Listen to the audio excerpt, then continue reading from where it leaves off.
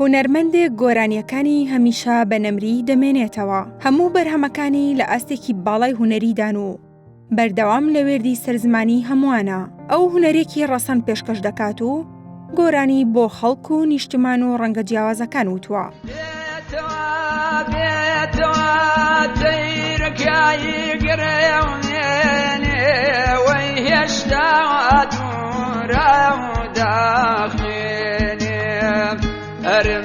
سرم بفداي وتاير بقلم اي كنيشان اي بهار ديني.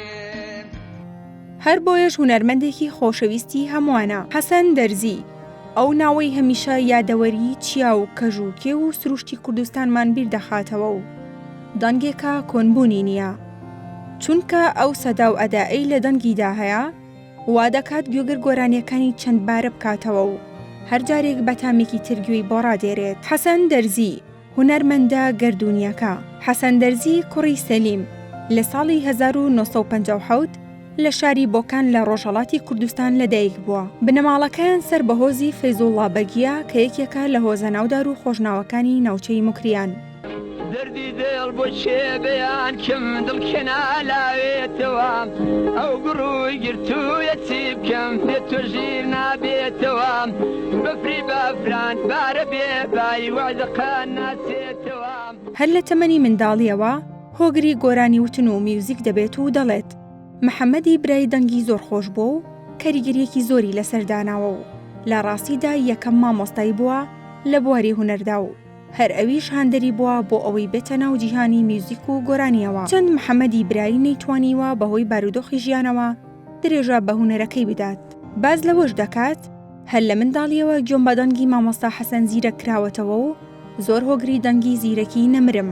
مامۆستا حەسەن دەرزی لەگەڵ ئەوەدا کە گۆرانی دەچڕێت ئەمریکەمانیش دەژەنێت و ئەو هونەرەش لە لای مامۆستایان ئەمیری مینایی و ڕەشیدی فەیزی نەژاد فێر بووە.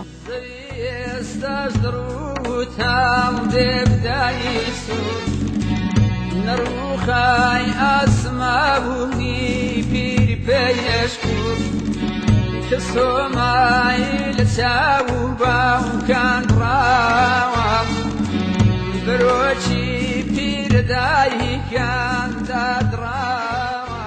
تا ئێستا نزیکەی 70 گۆرانی تۆمار کردووە و خاوەنی 5 ئەلبومی گۆرانیە و 6مین ئەلبومیشی بەڕێوەیە و لە ئێستاشدا نزیکەی 15 گۆرانی ئامادەیە. هونەرمەند بۆ ماوەی 26 ساڵ وەک مامۆستا لە ناوەندەکانی خوێندن لە شاری بۆکان وانەی وتۆتەوە و بەهۆی دۆخی سیاسیەوە ڕێگەی هەندەرانی گرتۆتە بەر و لە ساڵانی 90ەکانەوە لە بەریتانیا دەژی و ئاواتەخوازە بێتەوە هەرێم و کۆنسەرتێک بۆ شەیدایانی گۆرانی ڕەسەنی کورد بەڕێوە ببات.